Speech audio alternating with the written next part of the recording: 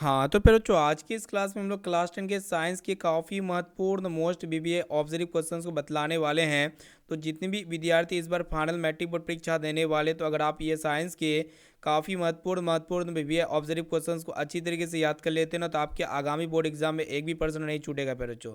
सभी के सभी प्रश्न यहीं से आपको देखने को मिलेगा, क्योंकि ये ऐसे प्रश्न हैं जो हम एनसीईआरटी बुक और इनके साथ साथ आपका जो प्रीवियस ईयर क्वेश्चन बैंक है, और इनके साथ साथ यहाँ पे हम लोग मॉडल पेपर वगैरह से सारा हर जगह को एनालिसिस करके ये सभी क्वेश्चंस को हम आपके लिए गेसेस किए हुए थे पर बच्चों। तो जितने भी विद्यार्थी इस बार फाइनल एग्जाम देने वाले हैं, तो ये सभी क्वेश्चंस को अच्छी तरीके से याद करते हुए चलिए, और लास्ट में आप बताइए कि पर बच्चों इनमें से आपको कितना क्वेश्चन पहले से आता था ना। और आप यहाँ पे क्या कीजिएगा पर बच्चों, जैसे ही हम क्वेश्चन पढ़ेंगे ना, वैसे अगर आपको क्वेश्चंस का आंसर पता होगा, तो आप यहाँ पे क्या कीजिए पर बच्चों, उसका आंसर आप हमें कमेंट सेक्शन में जाके कमेंट जरूर कीजिएगा। तो प्यारे बच्चों जल्दी से आप लोग क्या कीजिए, वीडियो को लाइक कर दीजिए। जो विद्यार्थी वीडियो को लाइक नहीं किए हैं, तो जल्दी से फटाफट से वीडियो को लाइक कीजिए, और प्यारे बाबू चैनल पर नए हैं तो चैनल को भी सब्सक्राइब कर लीजिएगा ना प्यारे बच्चों। तो चलिए बाबू देखते हैं यहाँ पे आज के पहले नंबर पर्सन के साथ वीडियो को प्रारंभ करते हैं। तो प्यारे बच्चों देखिए यहाँ पे आज का फर्स्ट पर्सन जो कि आगामी बोर्ड एग्जाम के लिए बहुत इंपॉर्टेंट है प्यारे बाबू। यहाँ पे आपको बताना है कि अपमार्जक से बनाए जाते हैं। तो प्यारे बच्चों ये अपमार्जक जो होते हैं ना, यह एक सिंथेटिक पदार्थ होते हैं, और इसका उपयोग हम कहाँ पे करते हैं, सफाई के लिए इसका उपयोग किया जाता है ना। कहने का मतलब ये होता है, ये जो अपमार्जक होता है ना प्यारे बच्चों, ये चाहे आपका कठोर जल रहे या फिर आपका मृदु जल रहे है, दोनों में इसका काम किया जाता है। और ये अपमार्जक से क्या क्या बनाया जाता है प्यारे बच्चों, आपको पता होगा, सर्फ हो गया, शैम्पू हो गया, ठीक है, उसके बाद इजी सर्फ हो गया, ये सब बनाए जाते हैं। कई तरह का उत्पाद बनाए जाते हैं, आपको ये पता होना चाहिए। यहाँ पे देख सकते हैं जो कि अपमार्जक से क्या बनाए जाते हैं प्यारे बच्चों, तो यहाँ पे Surf Excel, shampoo, easy surf, यानी कि ये सभी बनाए जाते हैं। इसीलिए यहाँ पे ऑप्शन नंबर डी जो है ना प्यारे बच्चों, इसका राइट आंसर हो जाएगा। यहाँ पे option number D is correct answer. अब देखिए बाबू अगला प्रश्न। देखिए पर जो दूसरा नंबर पर्सन जो है, ये भी पर्सन आपके एग्जाम के लिए बहुत इंपॉर्टेंट है, काफ़ी बार पूछा जा चुका है। यहाँ पे क्या कह रहा है कि सिरका में कौन सा अम्ल पाया जाता है ना, पूछा गया है। तो सिरका में जो है ना पर जो एसिटिक अम्ल पाए जाते हैं, जो कि ऑप्शन नंबर बी में आपका दिया हुआ है, बी वाला ऑप्शन बिल्कुल ही करेक्ट आंसर हो जाएगा। आप इसको अच्छी तरीके से याद रखिएगा। और जो लाल चीटी होते हैं ना पर जो उसके डंक में कौन सा अम्ल पाया जाता है, तो फॉर्मिक अम्ल पाए जाते हैं। और लैक्टिक अम्ल किस में पाए जाते हैं पर जो आपको पता है तो याद कर लीजिए, दही में पाए जाते हैं। दही में कौन सा अम्ल पाया जाता है पर जो, लैक्टिक अम्ल। और टार्ट्रिक अम्ल जो पाए जाते हैं बच्चों किस में पाए जाते हैं, टार्ट्रिक अम्ल जो है ना किस में पाए जाते हैं बच्चों, बताइए। इमली में टार्ट्रिक अम्ल पाए जाते हैं ना, इमली में। ठीक है, याद रखिएगा, आपके एग्जाम में इनमें से एक ना एक प्रश्न पूछे जाएंगे। और टमाटर में कौन सा अम्ल पाए जाते हैं बच्चों, ऑक्जेलिक अम्ल पाए जाते हैं। अब देखते हैं बाबू अगला प्रश्न यहाँ पे क्या कह रहा है, काफ़ी इंपॉर्टेंट यहाँ पे क्वेश्चन हम आपके लिए लेके आए हुए हैं। यहाँ पे आपको बताना है कि रक्त में आयरन की कमी से कौन सा रोग होता है, यानी कि जब मानव शरीर में आयरन का कमी हो जाएगा ब्लड में, तो कौन सा रोग होता है बच्चों, तो आपको पता होगा एनीमिया नामक रोग होता है। कौन सा रोग होता है, एनीमिया नामक रोग होता है, जो कि देख सकते हैं बच्चों ऑप्शन नंबर सी में आपका दिया हुआ है। सी वाला ऑप्शन इसका बिल्कुल ही राइट आंसर हो जाएगा। एनीमिया मतलब एक ऐसा स्थिति होता है जिसमें रक्त में क्या होता है बच्चों, एचबी, यानी कि जो ब्लड में जो हीमोग्लोबिन होता है उसकी कमी हो जाता है ना। और इसके कारण से जब एचबी का कमी हो जाएगा तो क्या होगा पर बच्चों, आयरन की भी कमी होने लगता है, आपको ये पता होना चाहिए। और शरीर का जो टिश्यू होता है ना बच्चों, वो पर्याप्त मात्रा में ऑक्सीजन नहीं ले पाता है। इसके कारण से हमें क्या होती है, थकान होती है पर बच्चों, और हमें कमजोरी महसूस होती है। और आपको ये भी पता होना चाहिए पर बच्चों, मधुमेह रोग जो होता है, ये किस हार्मोन के कारण से होता है पर बच्चों, तो इंसुलिन नामक एक हार्मोन होता है। कौन सा हार्मोन प्यारे बाबू, तो इंसुलिन नामक एक हार्मोन होता है, जिसके कारण से कौन सा रोग होता है बच्चों, मधुमेह रोग होता है, यानी कि डायबिटीज हो जाता है। और आपको ये भी पता होना चाहिए घेंगा रोग जो होता है बच्चों किसकी कमी से होता है, तो आयोडीन की कमी से होता है। अब देखिए बाबू अगला प्रश्न यहाँ पे क्या कह रहा है, काफ़ी इंपॉर्टेंट है भी प्रश्न है, चौथा नंबर प्रश्न आपके एग्जाम के लिए। यहाँ पे आपको बताना है कि खाने का सोडा का रासायनिक नाम पूछा गया है, काफ़ी इंपॉर्टेंट है प्यारे बच्चों। तो खाने का जो सोडा का जो रासायनिक नाम होता है प्यारे बच्चों, का चीज़ होता है, याद कर लीजिए अच्छी तरीके से। तो हम आपको बता देते हैं, खाने का सोडा जिसको हम लोग क्या कहते हैं प्यारे बच्चों, बेकिंग सोडा कहते हैं। खाने का सोडा को क्या कहेंगे प्यारे बच्चों, बेकिंग सोडा कहेंगे। याद रखिएगा, आपके एग्जाम के लिए बहुत इंपॉर्टेंट है। और इसका जो रासायनिक नाम होता है सोडियम बाइकार्बोनेट होता है, जो कि ऑप्शन नंबर बी में आपका दिया हुआ बी वाला ऑप्शन इसका राइट आंसर हो जाएगा। ठीक है, और खाने वाला सोडा का रासायनिक सूत्र जो होता है पर बच्चों क्या होता है, याद रखिएगा NaHCO3 होता है पर बच्चों। यहाँ पे हम जो है ना पढ़ाते हैं, हम आपको डिटेल में बताते हुए चलेंगे ना, आप जरा सा भी टेंशन मत लीजिए। और धोने का सोडा का रासायनिक सूत्र क्या होता है पर बच्चों, तो Na2CO3 10 होता है, Na2CO3 10 होता है पर बच्चों। और ये भी प्रश्न आपके एग्जाम में बरोबर पूछ लिए आते हैं। अब देखिए बाबू अगला प्रश्न क्या कह रहा है आपको बताना है, देखिएगा ध्यान से। और ये भी प्रश्न आपके एग्जाम के लिए बहुत इंपॉर्टेंट है कि सिल्वर क्लोराइड को सूर्य के प्रकाश में रखने पर क्या प्राप्त होता है ना, पूछा गया है। अब देखिए बाबू, जब AgCl को हम लोग काचिज करते हैं, AgCl को सूर्य प्रकाश की उपस्थिति में रखेंगे यानी कि सन के सामने में रखेंगे तो Ag प्राप्त होगा, और इनके साथ साथ क्लोरीन भी प्राप्त होगा ना। ठीक है प्यारे बाबू। तो यहाँ पे अगर देखा जाए तो इसमें क्या हो रहा है प्यारे बच्चों, एक प्रकार का वियोजन अभी मतलब वियोजन अभिक्रिया हो रहा है ना।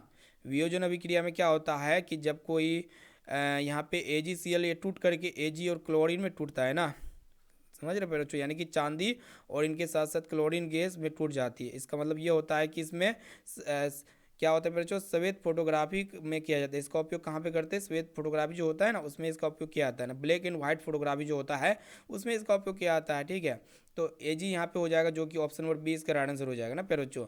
अब देखिए बाबू अगला प्रश्न क्या कह रहा है आपको बताना है, काफ़ी महत्वपूर्ण ये भी प्रश्न आपके एग्जाम के लिए, अच्छी तरीके से याद रखिएगा। यहाँ पे क्या कह रहा है कि तारे क्यों टिमटिमाते हुए नजर आते हैं। अब देखिए प्यारे बच्चों, रात के समय जब आप लोग तारों को देखते हैं तो तारे टिमटिमाते हुए ना नजर आते हैं प्यारे बच्चों। काहे नजर आता है टिमटिमाते हुए, अब यहाँ पे पृथ्वी से तारों को जब देखिएगा तो पृथ्वी से और यहाँ पे तारों के बीच की दूरी काफ़ी डिस्टेंस है, और इसमें काफ़ी सारा लेयर है प्यारे बच्चों। और ये लेयर का अलग अलग लेयर का अपवर्तनांक, अलग अलग लेयर का अपवर्तनांक क्या होता है बच्चों, अलग अलग होता है। और ये अपवर्तनांक जो होता है ना बच्चों, प्रतिक्षण बदलते रहता है ना, जिसके कारण से तारे जो टिमटिमाते प्रकाश के अपवर्तन के कारण से तारे जो टिमटिमाते नजर आते हैं, स्टार्स जो होता है टिमटिमाते हुए नजर आता है ना। अब देखिए बाबू अगला प्रश्न आपको बताना है कि लंबाई बढ़ने से चालक तार का प्रतिरोध पर क्या असर पड़ता है। अब देखिए जब भी हम लोग लंबाई बढ़ाएंगे तो जो तार का जो प्रतिरोध होता है पर जो वो क्या होता है तो बढ़ता है, जो कि यहाँ पे देख सकते हैं ऑप्शन नंबर ए इसका राइट आंसर हो जाएगा, याद रखिएगा। अब देखिए बाबू अगला प्रश्न की तरफ बढ़ चलते हैं, ध्यान से देखिएगा। प्रश्न क्या करा है बच्चों कि पीएच स्केल पर 14 क्या प्रदर्शित करता है। तो यहाँ पे 14 का मतलब होता है कि वो जो है ना पर जो अधिक क्षारीयता को प्रदर्शित करता है ना। आपको तो पता होगा पीएच स्केल में जो संख्या अंकित होती है पर जो 0 से 14 तक संख्या अंकित होती है ना, होता है। और बीच में जो होता है पर जो कितना होता है, 7 होता है। और ये 7 जो होता है पर जो ये क्या होता है, उदासीन होता है, उदासीन विलयन होता है। और 0 से 7 के बीच जो भी मतलब जिस भी प्रकृति का विलयन होता है तो वो क्या किस प्रकृति का होता है, जो अम्लीय प्रकृति का होता है ना। जो भी विलयन 0 से 7 के बीच में होता है और 7 से 14 के बीच में जो भी विलयन रहता है तो वो क्या होता है पहले जो क्षारीय ना प्रकृति का होता है। ये प्रश्न आपके एग्जाम पूछा आता है, तो देखिएगा option number C right answer. देखिए पहले बच्चों अगला प्रश्न क्या कह रहा है आपको बताना है, काफ़ी इंपॉर्टेंट क्वेश्चन यहाँ पे हम आपके लिए लेके आवे, इसलिए आप लोग क्या कीजिए सभी क्वेश्चन याद करते हुए चलिए। यहाँ पे आपको बताना है कि 1 ग्राम सोना से लगभग कितना लंबा तार खींचा जा सकता है। पहले बच्चों अगर आप 1 ग्राम सोना ले लेते हैं ना, तो 1 ग्राम सोना से लगभग आप 2 किलोमीटर लंबा तार खींच सकते हैं। कितना किलोमीटर पर बच्चों, 2 किलोमीटर, याद रखिएगा। जो कि ऑप्शन नंबर बी में आपका दिया हुआ बी वाला ऑप्शन इसका करेक्ट आंसर हो जाएगा। क्योंकि सोना जो होता है ना बच्चों क्या होता है, अत्यधिक तन्यता होता है, इसमें बहुत ज़्यादा तन्यता का गुण पाया जाता है ना। ठीक है, अब देखिए बच्चों अगला प्रश्न क्या कह रहा है आपको बताना है कि तेज प्रकाश में पुतली का आकार क्या होता है बच्चों। तेज प्रकाश में जो पुतली का आकार होता है वो क्या हो जाता है, तो छोटा हो जाता है बच्चों। देखिए यहाँ पे ऑप्शन नंबर ए में आपका दिया हुआ है। अब देखिए बाबू यहाँ पे आपको बताना है कि जूल प्रति कुलाम कहने का मतलब होता है कि जूल प्रति कुलाम के अनुपात को क्या कहते हैं। ठीक है, तो बताइए बच्चों क्या चीज़ कहते हैं, तो देखिए 1 वोल्ट कहते हैं, जो कि ऑप्शन नंबर ए में आपका दिया हुआ है। जूल प्रति गुलाम के अनुपात को क्या कहते हैं बच्चों, 1 वोल्ट कहते हैं। क्योंकि हम लोग जानते हैं जो वोल्ट होता है ना बच्चों क्या होता है, डब्लू बटा क्यू होता है। डब्लू बोले तो बच्चों आपको पता होगा, डब्लू बोले तो कार्य का ऐसे मतलब क्या होता है बच्चों, जूल होता है। और कुलाम यानी कि क्यू फॉर कुलाम, कुलाम का क्या होता है बच्चों, चार्ज का ऐसे मतलब आवेश का क्या होता है, क्यू सी से दर्शाते हैं ना, जूल प्रति कुलाम के अनुपात को हम लोग 1 वोल्ट कहते हैं, जो कि ऑप्शन नंबर ए में आपका दिया हुआ है। अब देखिए बाबू यहाँ पे आपको बताना है कि 1 HP किसके बराबर होता है। बच्चों जो अश्व शक्ति होता है जिसको हम लोग क्या कहते हैं, HP को अश्व शक्ति के नाम से जानते हैं बच्चों। यहाँ पे हम डिटेल में बताते हुए चल रहे हैं ना। तो अश्व शक्ति जो होता है बच्चों 746 वाट के बराबर होता है। कितना वाट के बराबर होता है बच्चों, 746 वाट के बराबर होता है, जो कि देख सकते हैं ए ऑप्शन में दिया हुआ, ए वाला ऑप्शन इसका राइट आंसर हो जाएगा। अब देखिए बाबू अगला प्रश्न यहाँ पे आपको बताना है कि इनमें से कौन जो है ना प्रकाश संश्लेषी अंगक है। यहाँ पे क्या पूछा गया बच्चों, गौर कीजिएगा, अंगक पूछा गया। क्या पूछा गया, अंगक। इनमें से प्रकाश संश्लेषी अंगक कौन है, ये पूछा गया। ठीक है, काफ़ी इंपॉर्टेंट क्वेश्चन है। तो हरित लवक को प्रकाश संश्लेषी क्या कहा जाता है बच्चों, अंगक कहा जाता है। ठीक है, यहाँ पे देखिए ऑप्शन ए इसका राइट आंसर हो जाएगा। ठीक है, और प्रकाश संश्लेषण का जो उत्पाद होता है बच्चों क्या होता है, ग्लूकोज होता है। प्रकाश संश्लेषण का उत्पाद क्या होता है बच्चों, ग्लूकोज होता है। अब देखिए बाबू अगला प्रश्न क्या कह रहे हैं, यहाँ पे आपको बताना है कि रक्त में आयरन की कमी से रक्त जो है ना किसके कारण से लाल दिखाई देता है। तो आपको पता होगा बच्चों, हीमोग्लोबिन के कारण से रक्त क्या दिखाई देता है, लाल दिखाई देता है। यहाँ पे बी वाला ऑप्शन इसका राइट आंसर हो जाएगा। अब देखिए बाबू यहाँ पे आपको बताना है कि पराग कोश में पाए जाते हैं। तो पराग कोश में क्या पाए जाते हैं बच्चों, परागकण पाए जाते हैं, जो कि यहाँ पे ऑप्शन नंबर सी इसका राइट आंसर हो जाएगा ना। अब देखिए बाबू अगला प्रश्न यहाँ पे आपको बताना है, ध्यान से देखिएगा कि मानव नेत्र में कौन सा लेंस पाया जाता है। काफ़ी इंपॉर्टेंट आपके एग्जाम के लिए बच्चों। ठीक है, तो मानव नेत्र में कौन सा लेंस पाया जाता है बच्चों, अवतल लेंस या उत्तल लेंस या फिर अवतल दर्पण समतल दर्पण। तो लेंस का बात चल रहा है तो यहाँ पे उत्तल लेंस हो जाएगा। ठीक है, मानव मानव नेत्र में कौन सा लेंस पाया जाता है बच्चों, उत्तल लेंस पाया जाता है। आपको ये पता होना चाहिए, इसको आप अच्छी तरीके से याद रखिएगा ना। अब देखिए बाबू अगला प्रश्न यहाँ पे आपको बताना है कि हीरा का अपवर्तनांक कितना होता है, बताइए। तो डायमंड का अपवर्तनांक 2.42 होता है, जो कि यहाँ पे ऑप्शन नंबर डी में आपका दिया हुआ है। अब देखिए बाबू यहाँ पे आपको बताना है कि किसी भी उदासीन विलयन का पीएच मान कितना होता है।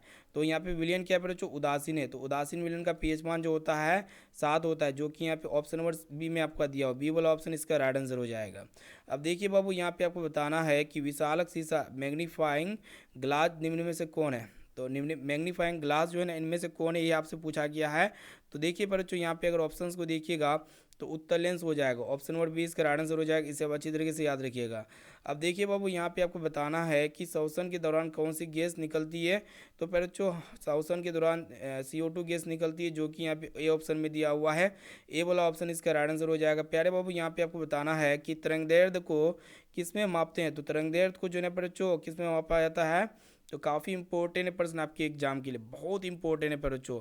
तो एंगस्ट्रम में ना मापा जाता है। देखिएगा ऑप्शन नंबर बी इसका राइट आंसर हो जाएगा ना, और बी वाला ऑप्शन इसका करेक्ट आंसर हो जाएगा। अब देखते हैं बच्चों अगला प्रश्न यहाँ पे क्या कह रहा है, आपको बताना है कि मछली का श्वसन अंग होता है। तो क्या होता है बच्चों, मछली का श्वसन होता है तो जल में घुले ऑक्सीजन से होता है, जो कि ऑप्शन नंबर ए में आपका दिया हुआ बच्चों, ए वाला ऑप्शन इसका राइट आंसर हो जाएगा। अब देखिए बाबू यहाँ पे अगला प्रश्न यहाँ पे आपको बताना है, ध्यान से देखिएगा क्या कराएगी। उदासीनीकरण क्रिया में क्या बनता है बच्चों, बताइए। उदासीनीकरण क्रिया में क्या बनता है बच्चों, जब अम्ल और भस्म आपस में संयोग करके किसका निर्माण करता है बच्चों, उदासीन लवण का निर्माण करता है, NaCl, जैसे कि सामान्य उदासीन लवण का उदाहरण है ना। अब देखिए बाबू नेक्स्ट क्वेश्चन यहाँ पे क्या कह रहा है, आपको बताना है कि काला हीरा किसे कहा जाता है बच्चों, बताइए। तो इनमें से काला हीरा किसे कहा जाता है बच्चों, काफ़ी इंपॉर्टेंट आपके एग्जाम के लिए प्रश्न है। ठीक है ना, तो काला हीरा किसे कहेंगे बच्चों, तो ग्रेफाइट को काला हीरा कहा जाता है। और ग्रेफाइट जो होता है बच्चों ये कार्बन के क्या होते हैं, अपर रूप होते हैं। और ये ग्रेफाइट जो होते हैं बच्चों ये क्या होते हैं, सुचालक होते हैं। ठीक है, क्या होते हैं बच्चों, सुचालक, यानी कि गुड कंडक्टर होते हैं।